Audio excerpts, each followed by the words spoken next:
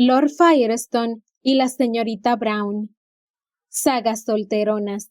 8 por Olympia Russell. Capítulo 10. En aquel estado de exaltación y de pensamientos triunfantes, el coche de caballos paró de repente y Liam volvió a la realidad. Estaba en la entrada del puerto de Londres. Lo cierto era que las 2 últimas semanas había vivido tan metido en su mundo de planos y proyectos que había olvidado la realidad, y esa realidad le golpeó la vista en cuanto miró por la ventanilla de su coche, y el resto de los sentidos con el olfato a la cabeza en cuanto se apeó del coche. El puerto de Londres había cambiado en su mente hacia lo que iba a hacer bajo su dirección, pero en la realidad seguía siendo el mismo desastre de siempre, peor aún de lo que recordaba, aunque lo cierto era que no recordaba nada más que lo que le habían contado, ya que era la primera vez que ponía los pies allí, y lo que le habían contado se quedaba corto, muy corto. El caos era absoluto.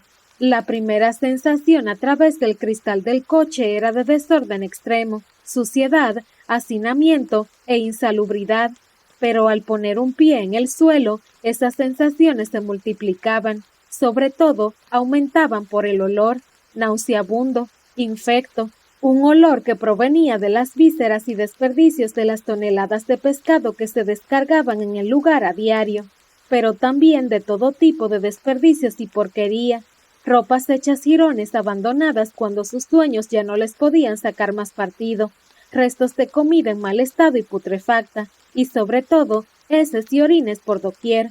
Si Liam hubiera hecho un esfuerzo por imaginar el infierno, no habría sido un lugar peor que aquel, y eso que hacía un día sin lluvia, una rareza en el Londres de noviembre, y el aire parecía venir limpio de las alturas.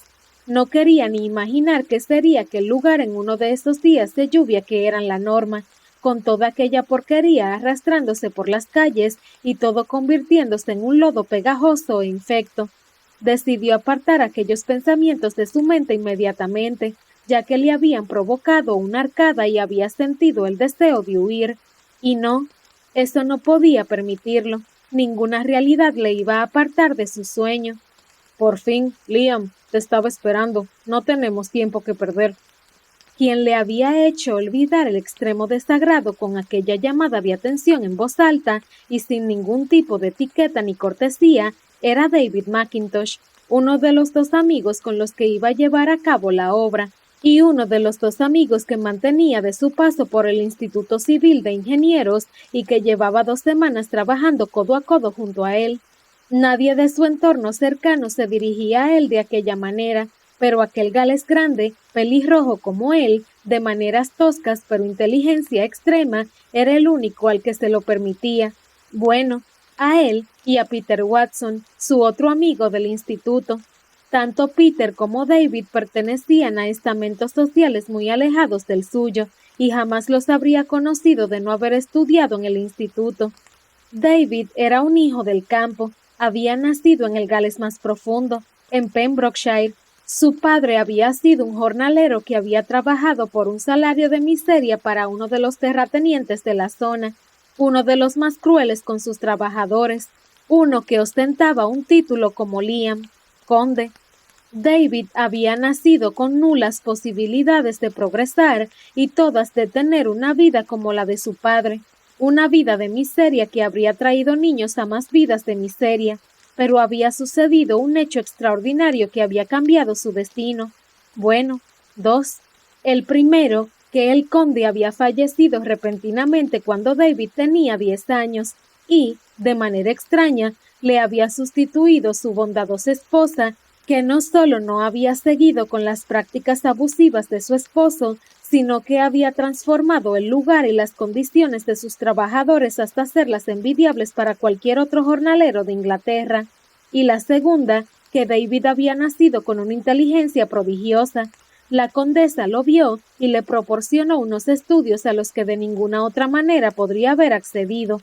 Por eso, David era ingeniero, pero, al mismo tiempo, conservaba sus maneras toscas de nacimiento, algo que a Liam le sorprendía y le desconcertaba a veces, pero lo pasaba por alto ya que valoraba sobre todo la extrema inteligencia de David y su amistad, que sabía que era sincera. Por otro lado, Peter, un joven rubio y delgado, con más aspecto de poeta que de ingeniero, era el hijo de un rico comerciante que había ido ascendiendo en la escala social gracias al dinero que había acumulado. Pertenecía a la alta burguesía, tenía, por lo tanto, mejores modales. Por eso, cuando apareció tras David, su saludo fue mucho más formal. Buenos días, Liam. Espero que hayas tenido un viaje agradable hasta el puerto. Cuando quieras empezamos la visita.